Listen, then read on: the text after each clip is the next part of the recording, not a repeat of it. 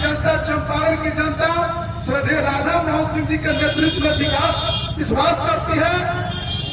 उसी विश्वास के आधार पर हम यह स्पष्ट रूप से जनता से आह्वान करना चाहेंगे कि 2024 के चुनाव में पूरे दुनिया में जो भारत का झंडा जोर से चल रहा है, जोर से बज रहा है, वैसे यशस्वी प्रधानमंत्री नरेंद्र मोदी जी के तेजस्वी यादव मुर्दाबाद, विजय शहीद विजय सिंह अमर रहे, शहीद विजय सिंह अमर रहे। हमारे सभी सम्मानीय नगर के कार्यकर्ता भाइयों बहनों, सबसे पहले मैं अपने प्रिय नेता जहानाबाद के महामंत्री जिनकी हत्या 13 तारीख को बर्बर और जुल्मी सरकार नीतीश तेजस्वी की सरकार ने की, उनके प्रति मैं श्रद्धा सुमन अर्पित करता हूं। आज पूरे बिहार में हमारे पार्टी के कार्यकर्ता धरना पर बैठे हैं। अपने जिला के अंदर भी हमारे प्रमोद जी विधायक आज पिपरा में बैठे हैं, तो सुनील जी अरेराज में बैठे हैं। केसरिया, संग्रामपुर, पिपरा, मैसी सभी स्थान पर इसी प्रकार से कार्यकर्ता धरना पर बैठे हैं। हम सबके ध्यान में होगा कि नीतीश कुमार जी की सरकार ने जो एक नई नीति लाई, जो मिसाइल नीति, ये शिक्षक में बहाली पर पहला काम तो उन्होंने किया कि जो बहुत पहले बहाल होते थे शिक्षक, जो इतने दिनों से शिक्षण का कार्य कर रहे हैं, उनकी योग्यता का अवहेलना किया और नई बहाली में डोमिसाइल नीति लाकर देश भर के नौजवानों को कि आप बिहार में आइए, आप यहाँ शिक्षक बनिए। और जब पूछा गया कि ऐसा क्यों, तो कहा, ये शिक्षा मंत्री ने कहा कि यहाँ के छात्र टैलेंट नहीं होते, ये योग्य नहीं है। हो सकता है शिक्षा मंत्री जी देश के अन्य राज्य में न गए हों, तेजस्वी जी न गए हों, लेकिन नीतीश जी सांसद, और जिस बिहार के पास योग्यता है, क्षमता है, कर्तव्य है, उस बिहार के नौजवानों पर प्रश्न खड़ा करना, और इसी के खिलाफ हमारे पार्टी के सभी नेता और बिहार के कार्यकर्ता 13 तारीख को गांधी मैदान से शांतिपूर्ण जुलूस निकाल के ले जा रहे थे। मैं लखनऊ के कार्यक्रम में था। कार्यक्रम में हमारे एक सहयोगी ने वीडियो दिखाया कि किस प्रकार से बर्बर अत्याचार हो रहे थे, लाठियां चलाई जा रही थी हमारे अध्यक्ष पर भी, हमारे नेता पर भी, हमारे कार्यकर्ता पर भी। एक बात आपने कहा कि हम डाक बंगला से आगे नहीं जाने देते, लेकिन डाक बंगला के पहले भी जो हमारे कार्यकर्ता थे, जो इधर उधर से आ रहे थे, उन पर भी लाठियां चलाई गई और इसी में हमारे विजय सिंह की हत्या हुई। और इसके खिलाफ आज पूरे बिहार में हम धरना दे रहे हैं, हम श्रद्धांजलि अर्पित कर रहे हैं। और इतना ही नहीं, तो हमारी मांग है, पहली मांग तो यह है कि आपने कहा था कि 10 लाख को नौकरी देंगे, सरकारी नौकरी देंगे। ये आपने ऐलान किया था कि हम शपथ लेते ही पहले कैबिनेट में इस काम को करेंगे। इसका जवाब मांगने के लिए उस दिन भी हमारे कार्यकर्ता गए थे और आज भी हम इस मांग को दोहराते हैं। और जो हमारे बिहार के छात्रों में योग्यता है, क्षमता है, एक डोमिसाइल नीति को आप समाप्त करिए और बिहार के नौजवानों को रोजगार का अवसर मिले।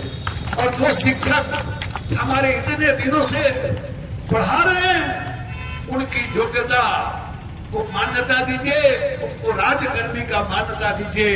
ये मांग हम उस दिन भी किए थे और आज भी कर रहे हैं। और मुझे विश्वास है कि आपको मजबूत होना पड़ेगा।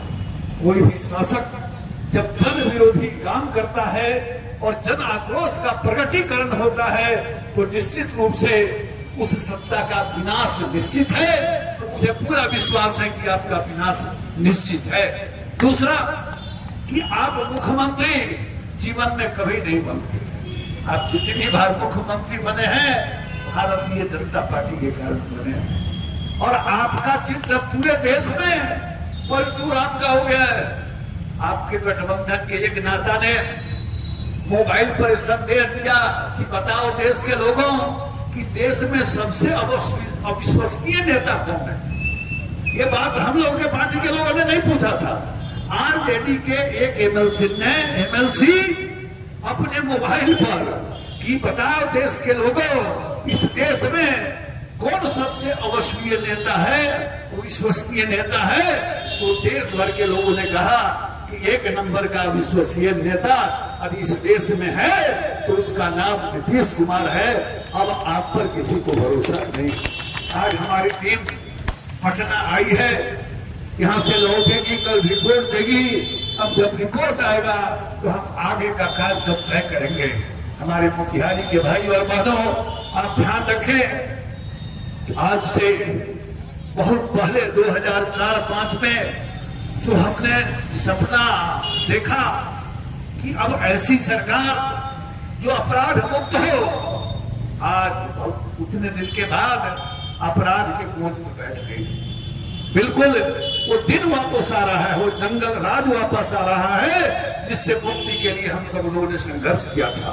लेकिन हम सब मिलकर संकल्प लेंगे, हम चंपारण के लोग, मोतिहारी के लोग, कि हम जान की बाजी लगा देंगे, लेकिन पुनः जंगल राज को किसी भी कीमत पर स्थापित नहीं होने देंगे। ये जो अपराध है और अपराधी है, ये विकास के मार्ग में बहुत बड़ा रोड़ा है। और जब तक भारतीय जनता पार्टी का एक भी कार्यकर्ता बचा रहेगा, अपराध और अपराधी से किसी भी प्रकार का हम समझौता नहीं कर सकते। जिन राज्यों में हमारी सरकार है, वहां विकास क्यों हो रहा है? इसलिए कि अपराधियों के साथ कोई मरम्मत नहीं है। हमारे पार्टी के भी, किसी भी पार्टी के हैं, तो हम अपराधियों से समझौता नहीं करते। और बिहार को आज नीतीश कुमार और तेजस्वी की सरकार बिल्कुल अपराधियों के गोद में, दिन में बात होती है प्रशासन की और रात में बात होती है अपराधियों की। हमारे जो पुलिस के लोग हैं उनको हम पकड़ करिए, और जो हमारे पुलिस के पदाधिकारी हैं उनको छूट दीजिए कि वो अपराधियों के खिलाफ वैसी कार्रवाई करें जैसे उत्तर प्रदेश को। भारतीय जनता पार्टी के कार्यकर्ता कभी अहिंसा में विश्वास नहीं कर सकते। उस दिन भी हमारा जो प्रदर्शन था बिल्कुल शांतिपूर्ण था, निहत्था था। कोई किसी प्रकार की अराजकता हमारे किसी कार्यकर्ता ने नहीं की थी। तो पुलिस को आपने जबरन आपने पुलिस को मजबूर किया, आदेश देते गए कि इनकी पिटाई करो। खुशी तब होती जब पुलिस को आप छूट देते कि अपराधियों का इलाज करे।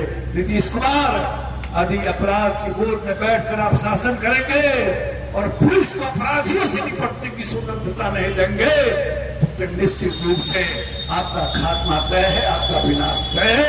कार्यकर्ता भाई और बहनों, हम सबको तैयार रहना होगा। कमेटी की रिपोर्ट दिल्ली जाएगी और जो राष्ट्रीय अध्यक्ष जी का निर्देश होगा, प्रदेश अध्यक्ष जी का निर्देश होगा, हम उसके आधार पर आगे भी संघर्ष जो हमारी नियति में है, इस धरती पर जब जनसंघ पैदा लिया था तब से हम संघर्ष कर रहे हैं, एक से एक है। ये कुर्बानी व्यर्थ नहीं जाएगा।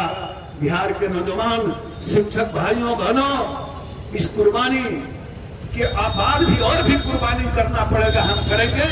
लेकिन आप नौजवानों को, आप शिक्षकों को आपका हक दिलाकर ही हम दम लेंगे। इन्हीं शब्दों के साथ इस गर्मी में, इस धूप में इतने सारे कार्यकर्ता जो हमारे नगर के हैं यहाँ आए, सबको बहुत बहुत बधाई देते हुए मैं अपनी बात समाप्त करता हूँ। एक बार नारा लगाएंगे, अमर शहीद विजय सिंह, अमर शहीद विजय सिंह, अमर शहीद विजय सिंह। भारत माता की, खड़ा हो गए, भारत माता की, भारत माता की।